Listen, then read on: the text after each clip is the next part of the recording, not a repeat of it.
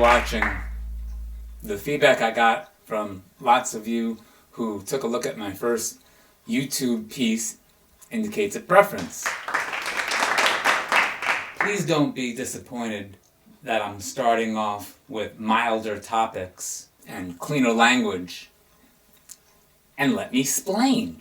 I wanted to work with clean language so any potential viewers wouldn't get turned off by curse words or vulgarity right off. And so this is one more piece without curse words. I do plan to graduate towards nasty language and vulgarities, since so many of you that replied said you like cursing and vulgarity better.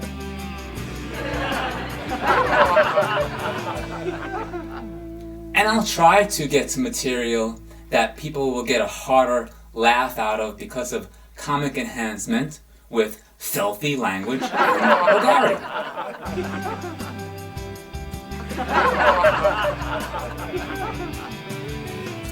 Yes, I'll do that for you folks just 'cause I'm so caring, loving, and sweet.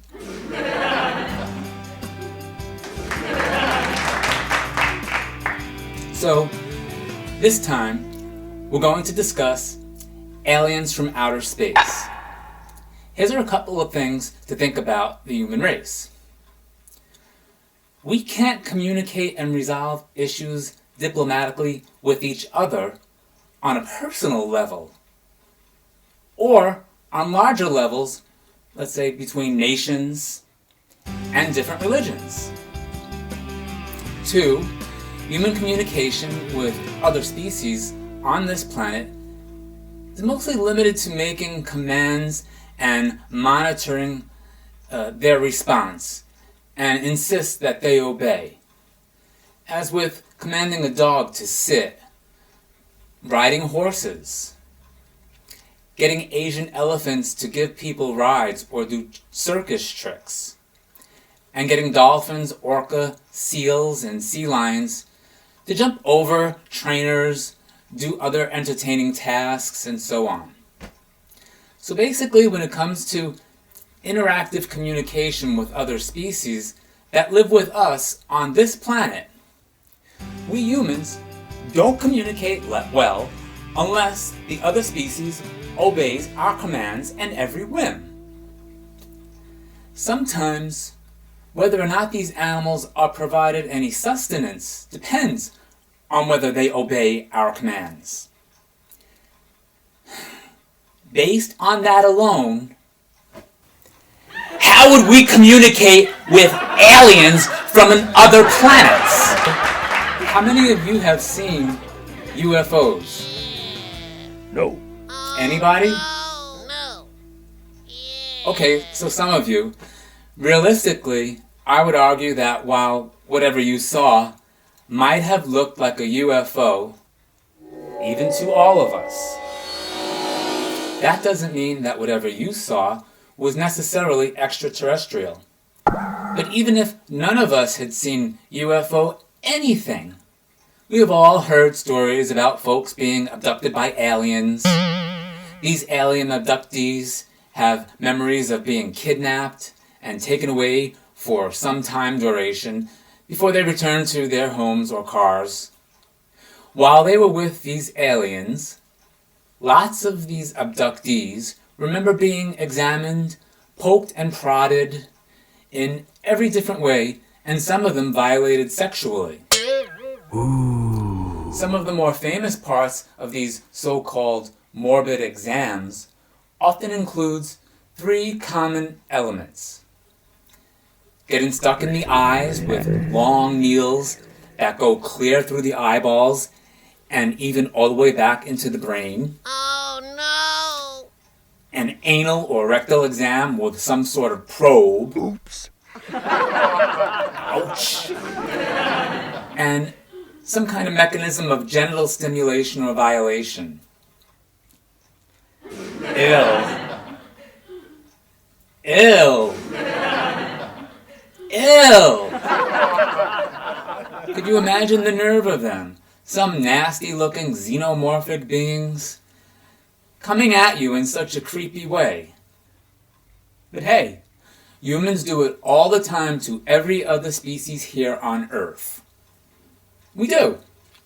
It's no wonder why we should be so scared of more advanced race aliens and what they might do to us just to learn about what we are composed of, how our bodies are made, and how we reproduce. That's what humans do to all other species we find. Observe, study, ponder, remove from their home, and put in a cage, tank, or zoo. We destroy their habitats, dissect them, and often even intervene in their reproductive processes, especially farm and ranch animals. And we do it to learn about that species and document it all so that other humans can ponder, just for the sake of having a record of it, or to breed faster horses or animals with better meat. Well, maybe that's what the more advanced races would do to us. So I've done some research on the internet about this. And there are people who believe that some of the aliens communicate by a means that would appear as telepathy to us. And from this, people perceive that if these aliens focus in on any of us, they could read our minds with their telepathic-like capabilities. Now, try as I might, I have never been abducted by extraterrestrial aliens. I haven't. I've never been abducted by extraterrestrial aliens. Although, except for the invasive medical-like exams and the prodding and poking, I always wanted them to come and get me.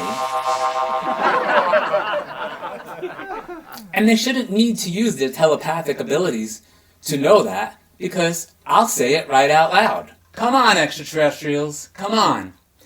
Come and get me. I want to joyride in your spaceship around the solar system and do flyby of each of the planets and their moons. I want to get in there in that faster-than-light speed spaceship and go out there and see everything in the galaxy. Come on! Come get me! Show me the universe and all the beautiful worlds beyond. At least, I hope it's better than what our society has got going on here on Earth. We could stand to fix a few things here on this planet.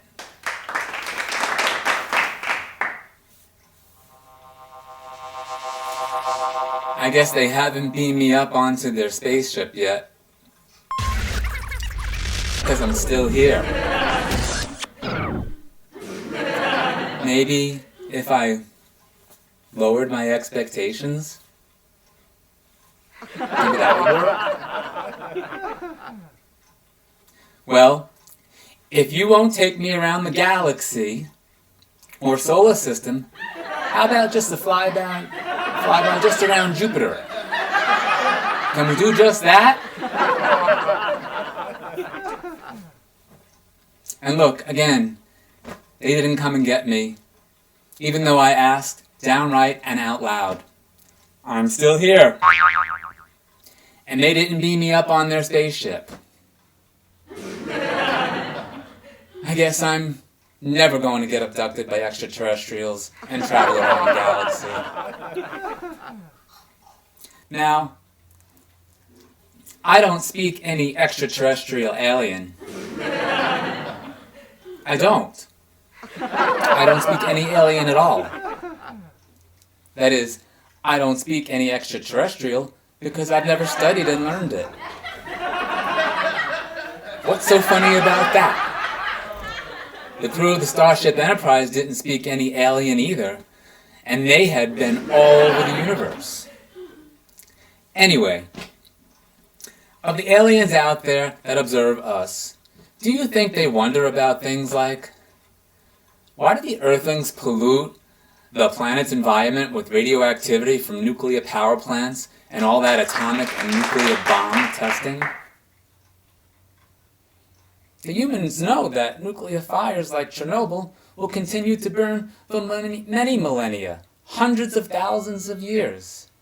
And they know that although the radioactivity dissipates across the atmosphere, it still accumulates because it takes millions of years for the fallout radioactivity to deplete.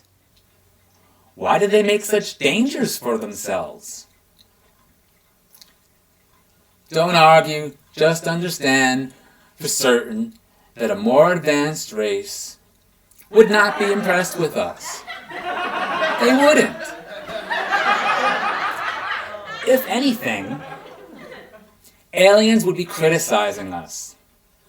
And if they had that rather New York Jewish accent to criticize with, they'd use that accent to say something like, they covered up the Chernobyl reactor with a sarcophagus, but 3 Mile Island and the 3 nuclear fires in Fukushima just leaked radiation directly into the air and water with nothing to contain it.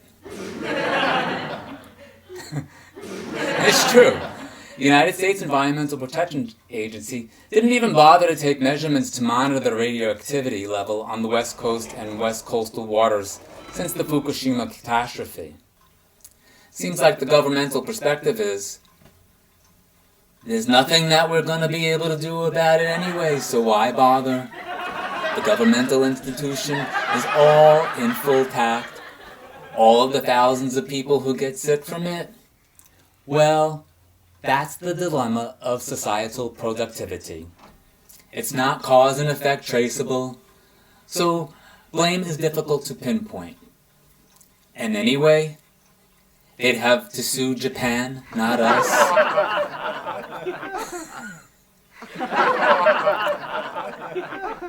Could you imagine what the aliens think and say about us? They're probably thinking with their New York Jewish criticizing accent, look at this. These organisms know that the radiation their reactors leak is lethal to their lives, and yet they allow catastrophe to occur. And for sure, these aliens are asking themselves and each other, but the aliens switch to their roughneck accent for this part. These beings are complete idiots. They have no access to other worlds when Earth's atmosphere can no longer sustain them. Yet they keep using risky energy production. They cause oil spills in the waters they need to live. Why are they using dirty and dangerous energy that's so damaging and detrimental to the one earthly environment that their existence so depends?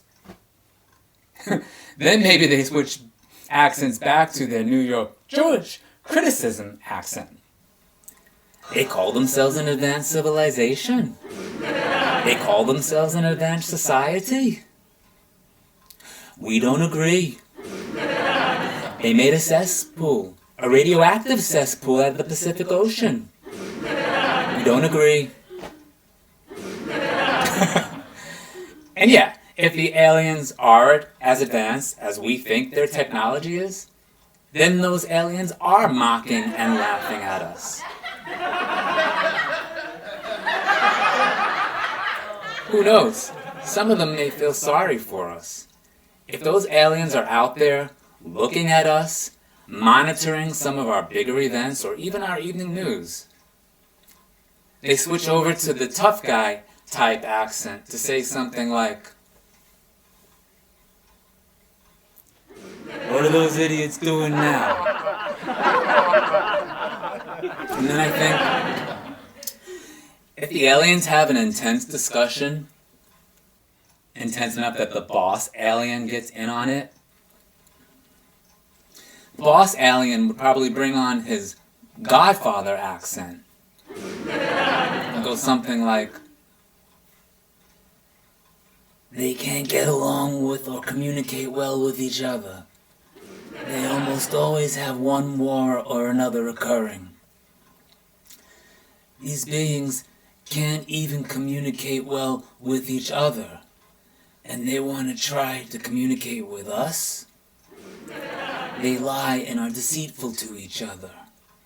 Why would they think we want to get involved with them, except for the self-indulged rats that they are?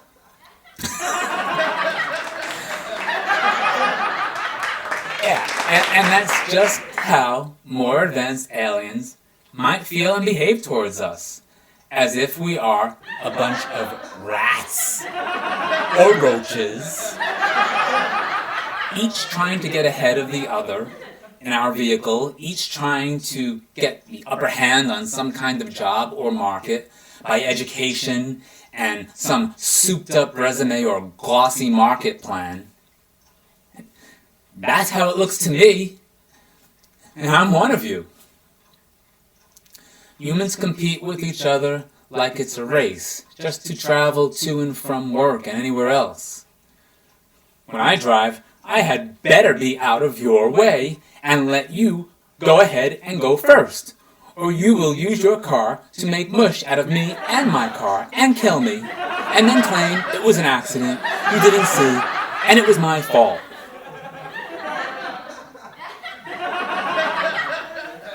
Okay. Well, if you didn't like some of that commentary, then shut up and go have another beer or drink. It'll be funnier after that. Even if I have a headache, maybe I'll stand up for another bit later. So, stay in a good mood and keep drinking. But not till you get sick. Or if you do get sick, then get out of here before it comes out. The rest of us don't want to see or smell it. Or accidentally slip and slide in it. This is your gracious host letting you know I love you. I love you all.